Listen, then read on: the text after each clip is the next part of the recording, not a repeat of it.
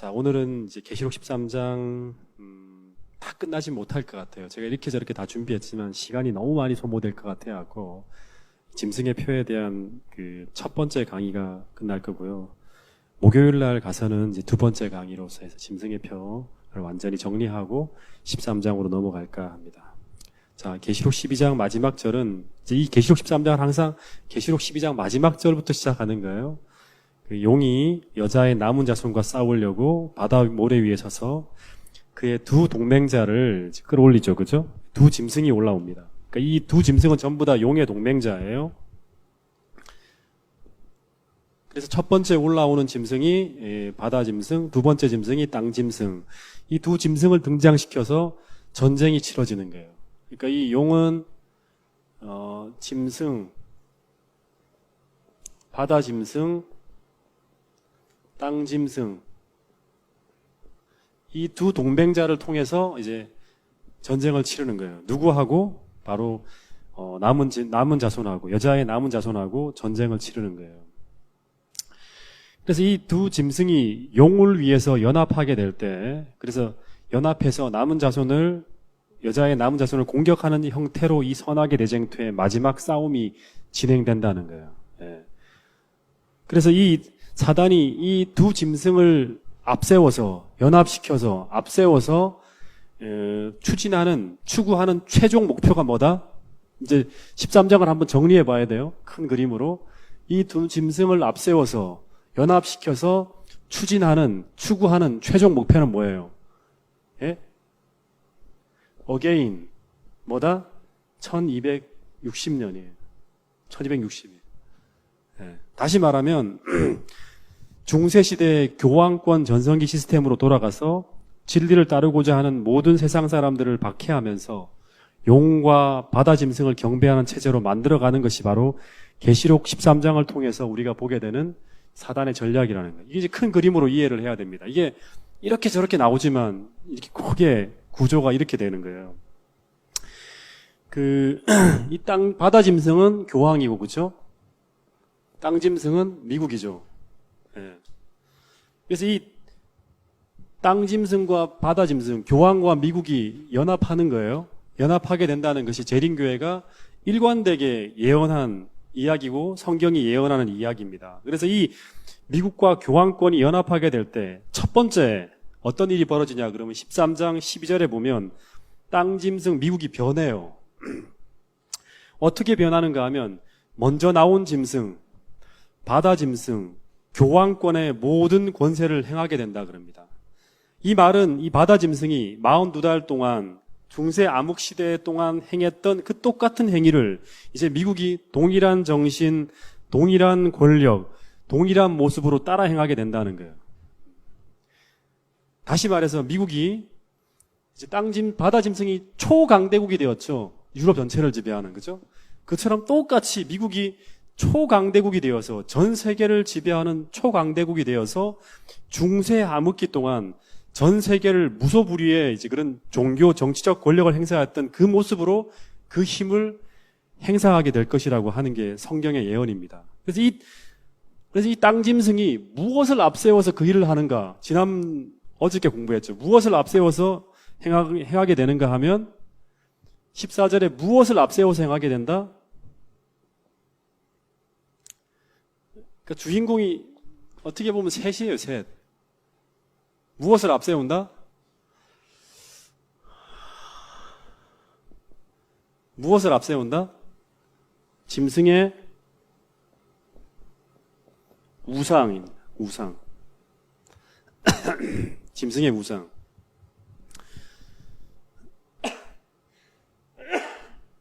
이 짐승의 우상은 바다 짐승의 우상이잖아요. 교황의 우상이잖아요. 이 우상이라는 건 뭐다? 분신, 복사품 이런 의미라 했어요. 그래서 이 짐승의 우상은 짐승의 분신이라는 말과 같은데, 그래서 이 짐승의 우상이라는 것은 바다 짐승이 중세 1260년간 정치적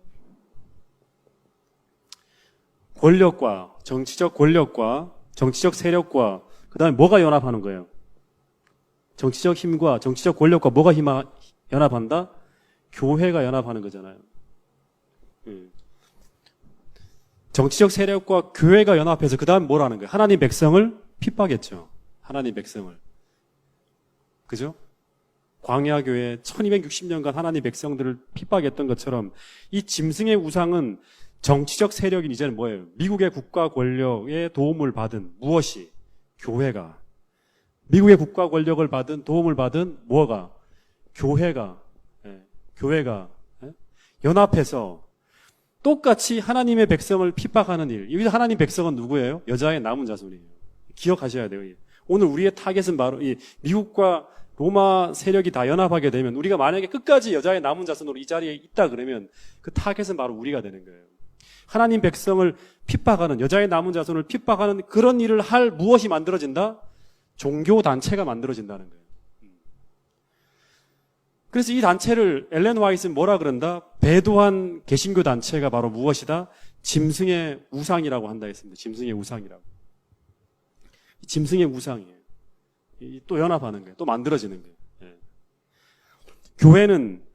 교회는요, 타락한 교회예요. 그 신조를 강요하기 위해 국가 위에 군림할 것이다. 정부와 교회가 연합하게 될 것이고 그 결과로 종교의 자유를 상실하고 의견을 달리하는 소수가 핍박을 받게 될 것이다. 라고 이제 대쟁학원 443페이지에서 448페이지까지 나와 있는 말씀이에요. 그래서 이 첫 번째 바다 짐승과 땅 짐승이 연합하고, 여러분 잘 들으세요. 이 얘기들을. 이 시나리오를 분명히 알고 있어야 돼요. 우리는요.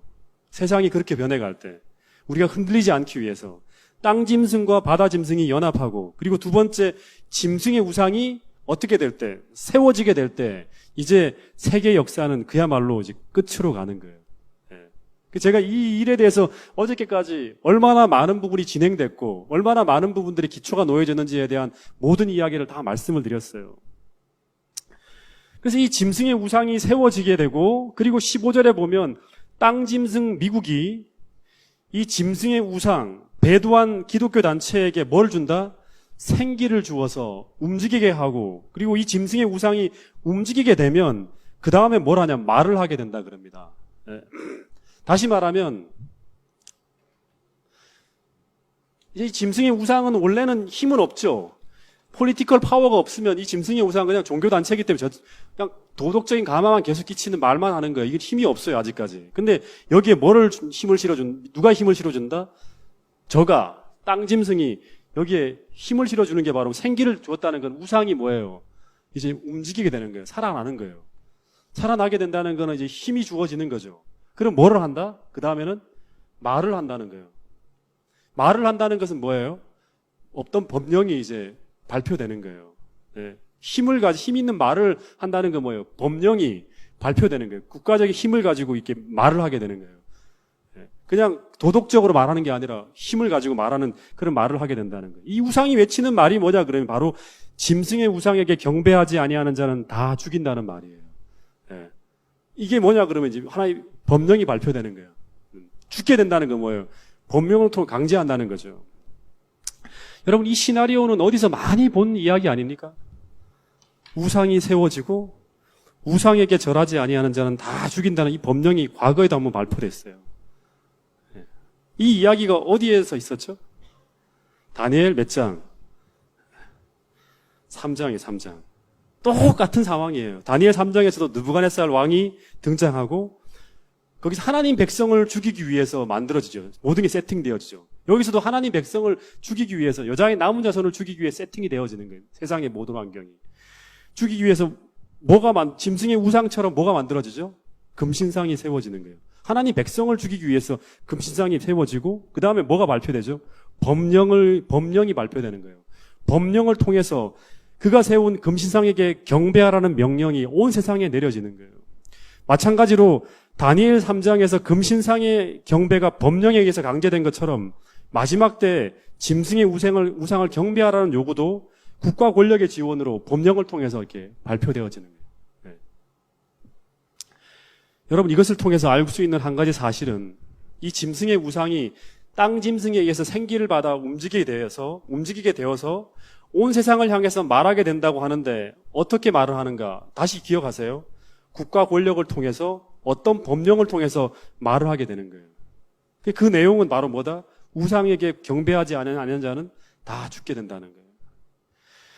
그래서 여러분, 최후의 위기 때, 이제 이런 모든 것들을 통해서 하는 이제 최후의 위기의 하나의 어떤 쟁점이 뭐냐 그러면 알아야 될 게 경배 문제예요. 경배 문제. 그러니까 짐승의 표라든가 이 모든 것이 다 뭐냐 그러면 경배하는, 우리가 누구를 경배할 것인가를 선택하는 문제예요. 예. 이게 선악의 대쟁투의 쟁점이 되는 거예요. 짐승을 경배할 것인가, 하나님을 경배할 것인가 하는 거예요. 예. 또 하나 주목하게 되는 것은 이 용과 짐승의 우상이 온 세상의 경배를 받기 위해 쓰는 두 가지의 전술이 있다는 걸 보게 돼요. 다니엘 3장이나 계시록 13장이나 똑같이. 그 하나는 뭐냐 그러면 국가 권력을 통한 강제이고요. 또 하나는 뭐냐 그러면 속임수예요. 기만이라는 거예요. 기만. 여러분, 이 기만을 위해 사용되는 술책이 바로 뭐라 그랬습니까? 강신술이에요. 기억하세요. 그러니까 짐승의 우상에게 힘을 더하기 위해서 플러스 되는 게 바로 뭐냐 그러면 강신술이에요. 강신술이에요. 그래서 이 진리를 왜곡하는 거대한 속임수가 종말에 나타난다고 말씀을 드렸어요. 마태복음 24장에서 예수님이 두 차에 걸쳐서 마지막에 거짓 선지자와 거짓 그리스도가 나타나서 할 수만 있다면 택하신 자들도 미혹하게 된다고. 하나님의 백성이라고 하는 사람들까지 끌려간다는 거예요. 그러니까 진리를 통해서 분명하게 마지막의 역사를 알지 못하고 믿음이 흐릿한 사람들은, 영적 분별력이 없는 사람들은 결국엔 다 무너지는 거예요. 믿음이 다 파산을 당하고 끌려가는 거예요. 그 두려움과 그런 요술에 다 끌려가는 이적이에요. 그래서 여러분, 마지막 때 용은요, 이제 마지막 전쟁이잖아요. 땅 짐승과 바다 짐승에게 힘을 실어주기 위해서 그가 할 수 있는 모든 것을 다 쏟아붓습니다. 용의 목적을 따라서 이 바다 짐승과 땅 짐승이 연합하여 움직일 때마다 그가 쓸 수 있는 모든 능력과 힘이 남김없이 다 쏟아부어집니다. 심지어는 하늘에서 불이 내려오는 일까지 이제 벌어진다 그랬죠. 이 바다 짐승과 땅 짐승과 이 짐승의 우상이 말하는 그 말이, 그 일이 이적으로 말미암아 마치 하늘에서 온 진리처럼 믿게 되고 온 세상 사람들이 다 미혹되는 거예요. 따라가는 거예요. 그럴 때 세상 사람들이 다 따라오게 되면 뭐가 됩니까? 정치적 힘이 굉장히 강해지는 거죠. 온 세상이 다 여기 연합하니까. 그래서 이 땅 짐승이 짐승의 우상에게 그렇게 해서 생기가 부어지는 거예요. 세상 사람들이 다 지지하니까. 그래서 세상 권세를 주어서 말하게 하는 그 말이 바로 뭐다? 이 우상에게 경배하지 아니하는 자는, 이 우상을 따르지 아니하는 자는 몇이든지 다 죽일 수 있다는 고난이 주어지는 거예요. 교회가 국가 권력에 위해서 교회가 하는 그 말이 공권력으로 다 만들어지는 거예요. 여러분, 이 일에 바로 이제 교육의 붕괴, 세상의 어떤 그런 타락, 그 다음에 이런 무수한 문제들, 아마 IS 문제도 하나의 그 문제 속에 하나 들어갈 거예요. 세상의 모든 것들이 다 도덕적 가치가 다 떨어지니까 다시금 하나님께로 돌아가야 한다. 그리고 세상의 모든 기상이변들, 천재지변들, 이런 것들이 다 이런 일들을 만들어낸다 그랬죠.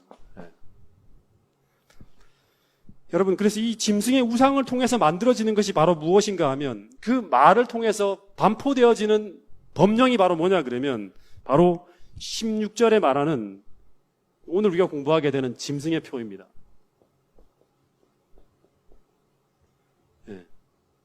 짐승의 표입니다.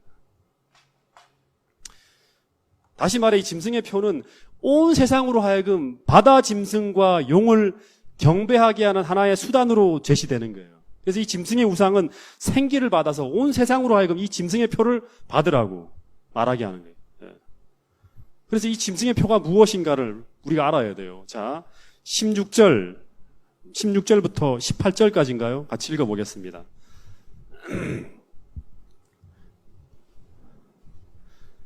자, 16절부터 18절까지인가요? 시작. 그가 모든 자, 곧 작은 자나 큰 자나 부자나 가난한 자나 자유인이나 종들에게 그 오른손에나 이마에 표를 받게 하고 누구든지 이 표를 가진 자 외에는 매매를 못하게 하니 이 표는 곧 짐승의 이름이나 그 이름의 수라. 지혜가 여기 있으니 총명한 자는 그 짐승의 수를 세어보라. 그것은 사람의 수니 그 수는 666이니라. 이 짐승의 표에 대해서 이제 오늘부터, 지금부터 공부를 할 텐데요.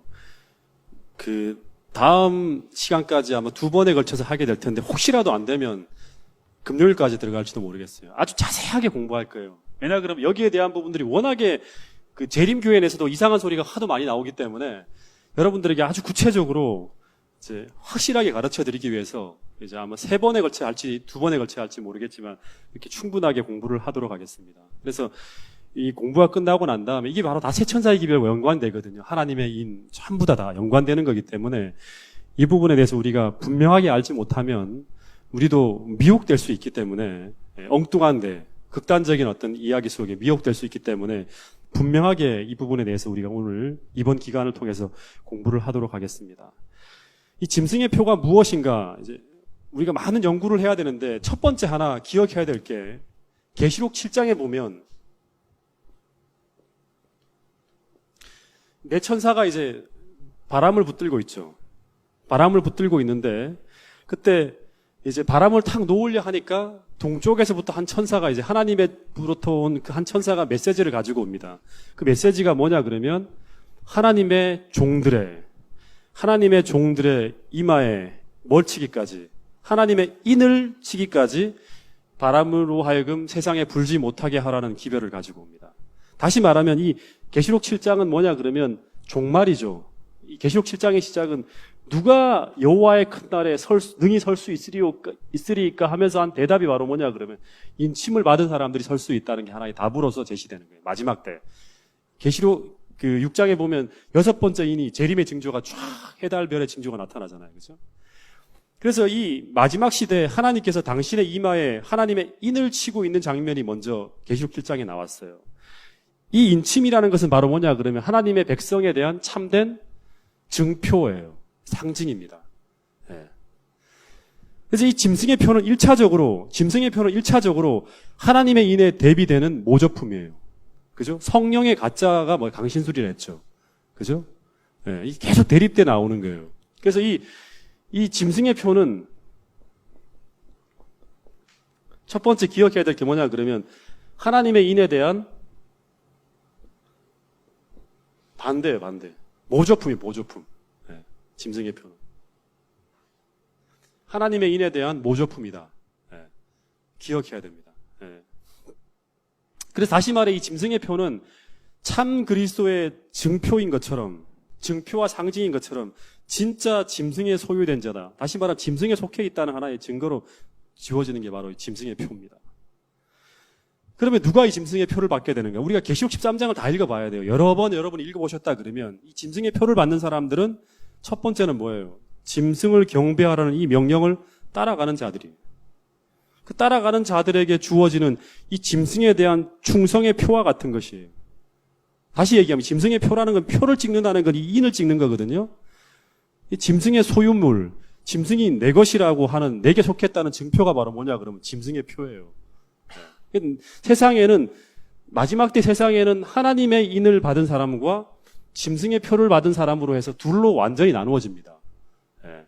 아시겠습니까? 이 사람들은 하나님을 경배하는 사람들이고 이 사람들은 짐승을 경배하는 사람들이고 경배하라는 게 결국에는 경배하는 거예요. 그리고 이 사람들은 하나님께 속해 있는 사람들이죠. 그죠? 하나님께 순종하는 사람들이고 이 사람은 짐승을 순종하는 사람들이에요. 이 사람들의 생각이나 마음은 다 하나님의 마음을 가지고 있어요.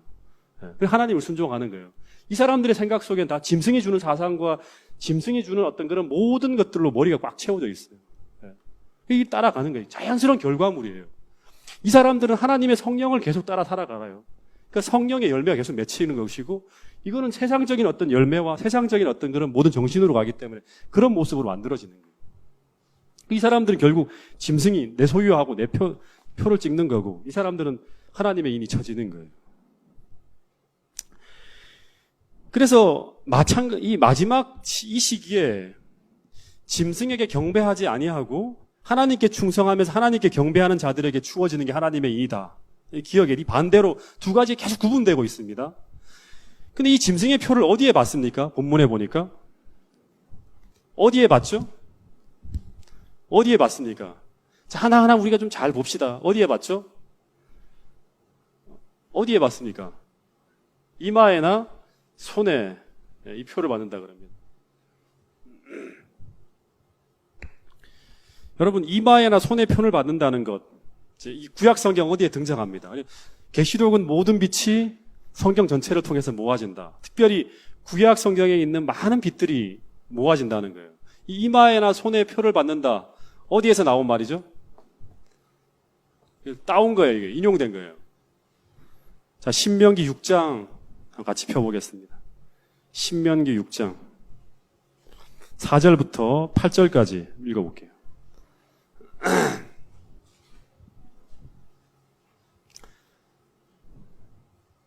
자, 읽어보겠습니다. 시작. 이스라엘아 들으라. 우리 하나님 여호와는 오직 하나인 여호와시니. 이스라엘아 들으라. 오직 세상에 하나님은 여호와 하나님 오직 한 분밖에 없어 하는 거예요. 그죠? 그래서 하나님만을 경배해야 돼 하는 거예요. 이 말은. 그래서 너는 어떻게 알아? 마음을 다하고 성품을 다하고 힘을 다하여 내 하나님 여호와를 사랑하라. 이게 뭐죠? 이게 10계명 중에 첫째 계명부터 넷째 계명이죠. 그죠? 오늘날 내가 내게 명하는 이 말씀을 너는 내 어디에 새기고? 마음에 새기고, 이마에 새기고, 마음에 새기고, 내 자녀에게 부지런히 가르치며 집에 앉았을 때든지 길에 행할 때든지 누웠을 때든지 일어날 때든지 이 말씀을 어떻게 알아? 강론하라는 거예요. 계속 가르치라는 거예요. 그러니까 마음에 새겨야 돼. 그리고 8절 중요한 게 나옵니다. 너는 그것이라는 게 뭐예요? 마음을 다하고 뜻을 다하고 성품을 다하고 힘을 다하여 내 하나님 여호와를 사랑하라는 그것을 어디에? 내 손목에 매어 기호를 삼으며 그 다음에 어디에? 내 미간에 붙여 뭐를 삼고? 표를 삼고 라는 말이에요. 손과 어디가 나와요? 머리가 나오죠. 이마. 미간이라는 건 이마. 손과 이마. 그러니까 이마와 손. 표를 삼아라. 예. 여러분 이 말씀 이스라엘아 들으라. 우리 하나님 여호와는 오직 하나인 여호와시니 너는 마음을 다하고 성품을 다하고 힘을 다하여 내 하나님 여호와를 사랑하라는 이 말씀은 10계명의 첫 네 번째 계명에 대한 요약이라는 것을 마태복음 22장 37절부터 40절까지의 말씀을 통해서 예수님이 말씀하셨어요. 그죠? 이것이 바로 크고 첫째 되는 계명이니 하면서 마음을 다하고 뜻을 다하고 성품을 다하여 내 하나님을 사랑하라는 것이 바로 10계명의 첫 번째부터 네 번째 계명의 요약이라고 말을 했어요. 다시 말해 이 10계명 중 첫 4계명을 이 하나님의 율법을 손에나 이마에 새기라는 이 말은 쉐마라고 가장 중요한 이스라엘의 모든 행사 때마다 외쳐지는 하나의 이 선포되어지는 말씀이었어요. 예. 이 하나님 율법을 마음에 새기고 그 다음에 어떻게 알아? 손을 통해서 실천하고 순종하라는 그 말씀이에요. 예. 이 사람들이 바로 어떤 사람들이다? 하나님께 속해 있는 하나님을 경배하는 사람들이라는 거예요. 다시 말해서 계시록 12장 17절에 여자의 남은 자손은 짐승이 아닌 하나님을 경배하는 자들인데 이들은 하나님의 계명을 지키면서 순종하는 자들이 그 계명의 정신이 마음에 새겨져 있고 그 다음에 순종하는 손을 통해 실천되어지는 사람이라는 거예요. 그래서 이들의 이마에 손에 그래서 뭐가 주어진다? 하나님의 인이 주어지는 거예요. 쉐마가 마음에 새겨지고 그죠? 마음에 새겨지고 손을 통해 실천되어지는 사람에게 뭐가 주어진다? 하나님의 인이 지켜지는 거예요. 성령이 이 일을 하신다 그랬어요. 성령이 인이 되는 거예요. 성령이 인을 치는 거예요. 우리 마음에 하나님의 계명을 새기고 계명의 정신을 새기고 그 계명의 정신은 바로 뭐예요? 하나님의 품성이죠. 그 품성이 우리 마음에 새겨질 때 행동을 통해 실천되어지는 거예요. 이게 하나님께 속한 거예요. 이마에서 인이 쳐지는 거죠. 근데 여러분 계시록 13장에서 이 짐승의 표를 어디에 친다? 똑같이 이마와 손에 이 짐승의 표를 받으라는 이 말은 다시 말해 하나님의 계명에 대하여 정반대의 입장에 서라는 거예요. 무슨 말인지 알겠죠? 정반대의 입장에 서라는 거예요. 다시 말해서 하나님에 대한 순종을 누구에 대한 순종으로? 짐승에 대한 순종으로 대체하라는 의미예요. 네. 여러분 계시록 13장에 나오는 이 사단의 전략을 잘 읽어보면 용은 이 하나님의 계명 중에 첫 4계명이 바로 뭐예요? 하나님의 인이죠. 하나님께 속한 사람이라는 걸 증거하는 게 첫 4가지의 계명이잖아요. 이 4가지의 계명을 적대하고 파괴하기 위한 전략이 계시록 13장에 쫙 깔려 있어요. 제가 지난번에 한번 대예배 시간에 설교한 적이 있죠. 첫 번째 하나님께서 첫 번째 계명이 뭐예요? 첫 번째 계명. 나 외에 다른 신을 두지 말고 오직 창조주 하나님만을 경배하라고 해요. 오직 여호와는 유일하신 하나님이기 때문에 오직 그분만을 경배해야 되는데 계시록 13장에 이 짐승은 뭐라 그럽니까? 4절, 8절에 보면 짐승을 경배하라고 합니다. 짐승을 경배하라고. 용을 경배하고 짐승을 경배하라 그래요. 첫 번째 계명에 대치되는 물을 세워놨죠. 두 번째는 우상을 숭배하지 말라고 하는데 지금 뭐가 세워졌어요? 짐승의 우상이 세워지고 있어요. 은유를 통해 세워지고 있는 거예요. 계시록 13장 14절 15절에. 그리고 세 번째 하나님의 이름을 망령되이 일컫지 말라고 하는데 짐승은 계시록 13장 5절부터 6절에 보면 신성 모독의 이야기를 합니다. 하나님의 이름을 회방하고 하는 말이 나와요. 네. 아시겠습니까? 세 가지의 계명이 다 사라지고 대치의 무리들이 다 등장하죠. 거기에 맞서고 있죠, 전부 다. 그럼 네 번째 마지막 하나님이 당신의 예배일인 안식일을 어떻게 알아? 기억하고 거룩히 지키라고 하셨는데 이 넷째 계명을 무너뜨리기 위해서 등장하는 바로 사단이 세운 전략이 바로 뭐다? 이 짐승의 표라는 거예요. 연결이 되는 거예요, 이렇게요. 하나님의 인과 짐승의 표가 네 번째 계명과 이 짐승의 표가 대척점으로 딱 등장하고 있어요.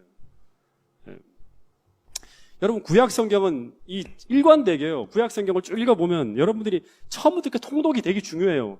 통시적으로 봐야 돼요, 한번요. 쫙 읽어보면 일관되게 제7일 안식일이 이스라엘을 다른 이방 백성들과 구분 짓는 하나님의 인이라고 분명히 이야기하고 있어요. 출애굽기 31장 12절부터 17절에 보면 하나님의 이 안식일은 여호와의 하나님의 인이라고, 하나님의 표라고, 대대 하나님께서 그 이스라엘 백성들이 지켜야 될 하나님의 인이라고 분명히 얘기하고 있고, 에스겔서 20장 12절 20절에 보면 거기도 계속 여호와 하나님께서 이 안식일을 주신 이유는 너희와 나 사이에 뭐로 삼기 위해서? 표로 삼기 위해서. 하나님의 표로 주어졌다는 것이 일관되게 등장하고 있어요.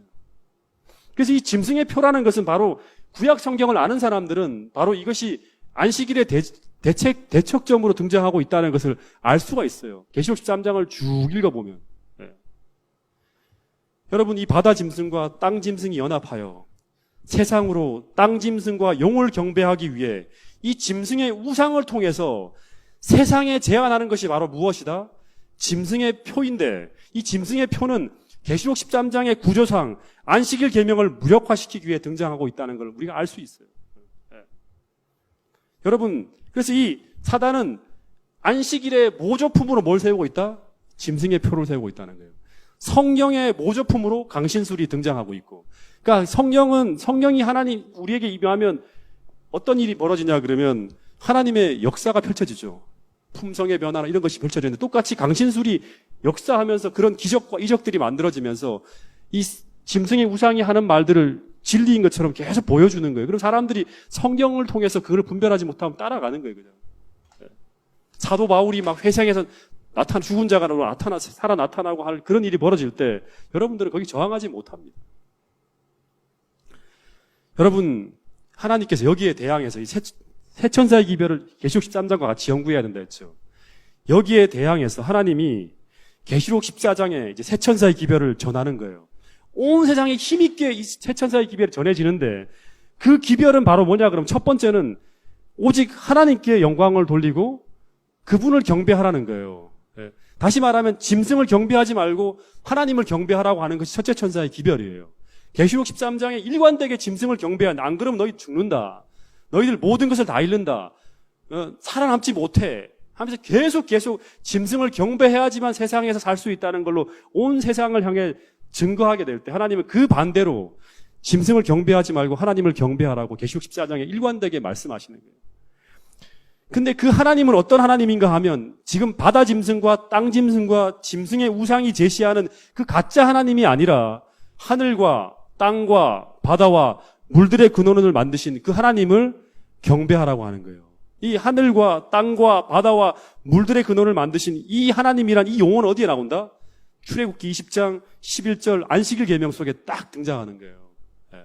왜 안식일을 기억하고 거룩히 지켜야 되는가? 바로 하나님께서 엿새 동안 하늘과 땅과 바다와 물들의 모든 근원을 만드시군 후에 제7일에 하나님께서 쉬었기 때문에 하나님을 예배하는 사람들은 그 일곱째 날을 기억하고 지켜야 한다는 것이 바로 이 10계명 중에 네 번째 계명에 포함된 거예요.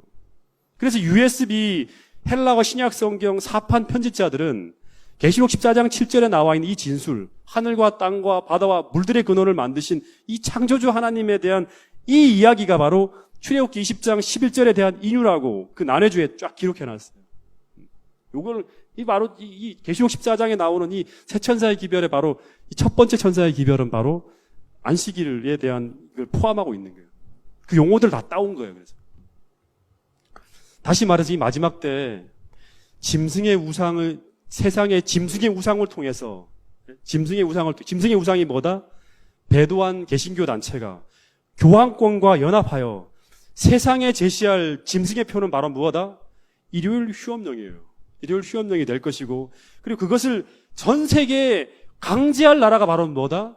슈퍼파워 국가인 바로 미국이 그걸 전 세계를 통해서 강제하게 될 거라는, 이게 바로 마지막 때 시나리오고요. 이것이 대쟁투 학원에 나와 있는 이야기고 계시록 13장을 통해 우리가 볼 수 있는 이야기예요. 여러분, 제가 오늘 계시록을 계속 가르쳐 드린 이유는 바로 뭐냐 그러면 실제로는 이제 여기서부터 중요한 이야기를 위해서 다 모든 이야기가 제시되는 거예요. 네. 여러분, 다시 한번 이야기합니다. 계시록 14장 6절부터 12절 말씀은 특별히 안식일이 세상에 참 하나님의 백성을 구별해내는, 어떻게 보면 리트머스 시험지 아시죠? 리트머스 시험지. 산성인지 중성인지 탁 담가보면 알잖아요. 색깔이 어떻게 변하는가에 따라서. 똑같이 하나님께서 마지막 시대 이 안식일을 통해서 진짜 하나님의 백성과, 그러니까 교회는 다 다니고 있지만 다 하나님 백성이라 그러지만 하나님 백성이 아닌 사람들을 추려낸다는 거예요. 뭐를 통해서? 이걸 통해서. 누가 진짜 하나님께 충성되어 이 끝까지, 다시 말하면 하나님의 성령을 통해서 그 사상과 마음이 하나님을 닮고 하나님을 위해서 살아가는 그 신앙과 믿음이 있는지를 이 안식일을 통해서 어떻게 한다? 찾아낸다는 거예요. 네. 여러분, 이상한 이야기를 통해서 자꾸 흔들리면 안 됩니다. 분명합니다, 이 이야기는. 우리가 다니엘서를 통해서 모든 것이 진리임을 다 역사를 통해서 다 우리가 규명했잖아요. 일곱 교회의 이야기를 통해서 그 하나님께서 교회를 끌고 오시는 모든 것들을 다 보았잖아요. 그죠? 이제 이 마지막 하나님께서 우리에게 제시한 왜 안식일이 중요한지 이해를 해야 돼요. 왜 우리가 안식일을 지켜야 되는지 이해를 하셔야 됩니다. 그래서 왜냐하면 이 용은 일요일 휴업령을 통해서 이 짐승의 표를 강요할 것이기 때문에, 이 법령을 거절한 자들은 짐승에 대한 순종을 거절하는 것이기 때문에 나중에 어떤 일이 벌어지냐 그러면 이제 매매를 못하게 된다는 이야기가 나옵니다. 매매를 못하게 된다고. 여기까지만 이야기하고 오늘 기도할게요. 그래서 우리가 이때 선택을 해야 돼요. 지금부터 우리가 하나님을 위해서 선택을 하며 손해보는 것을 우리가 그런 것들을 경험하면서 하나님이 도와주시는 은혜로 살아가는 법들을 경험해야 돼요. 그래야지 우리가 마지막 때 믿음으로 말미암아 살 수 있어요. 마지막 때 이 안식일은 믿음으로 말미암는 의의 하나의 표가 돼요. 세 천사의 기별을 통해서. 네. 여러분, 그 계시록 17장을 보면 이 바다 짐승은 이제 그때 음료로 등장하는데요. 이제 나중에 공부하게 되겠지만 금, 은, 온갖 보물로 치장한 모습으로 등장합니다. 그리고 이 음료에게 땅의 임금들과 상고들이 다 매달려서 경제적 번영을 이루고 있는 모습이 17장, 18장을 보면 나와요. 네. 그리고 다니엘 11장에서도 이 바다 짐승이, 북방왕이 마지막에 애굽을 쓰러뜨리고 난 다음에 어떻게 한다? 세상의 금, 은, 보화를 다 잡는다 그랬어요. 경제권을 다 장악합니다. 이래서 이제 대쟁투 학원에 그런 스토리가 나오는 거예요. 다시 말하면 이런 걸 보면서 세상의 모든 사람들은 그들이 계속 번영을 누리려면 어떻게 해야 되냐 그러면 자기 양심을 팔고 짐승의 표를 받아야 돼요.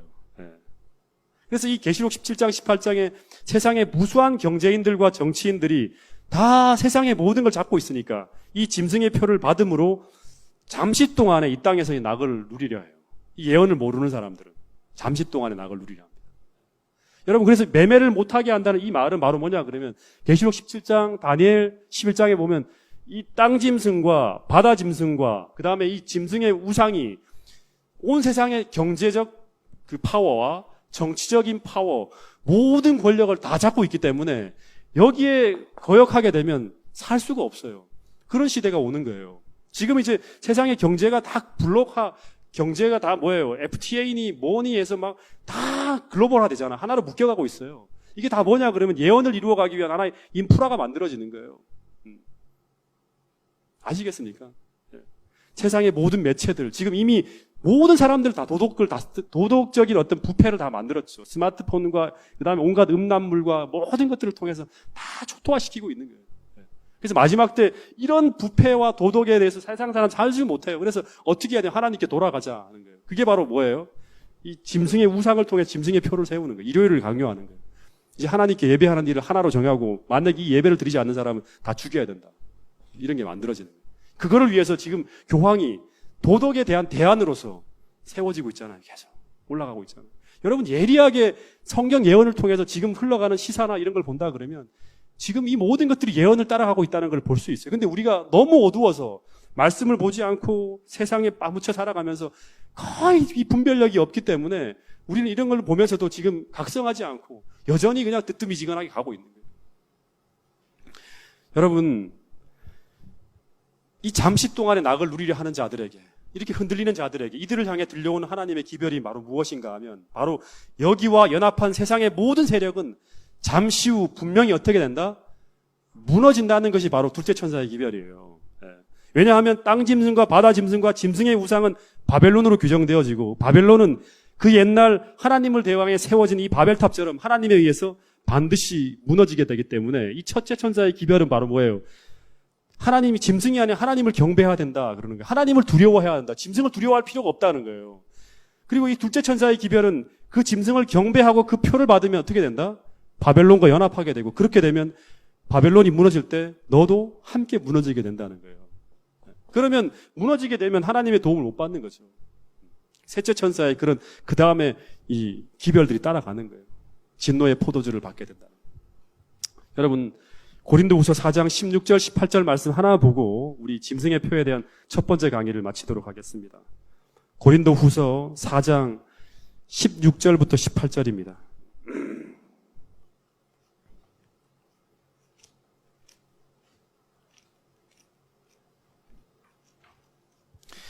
자, 읽어보겠습니다. 시작. 그러므로 우리가 낙심하지 아니하노니 겉사람 후패하나 우리의 속은 날로 새롭도다.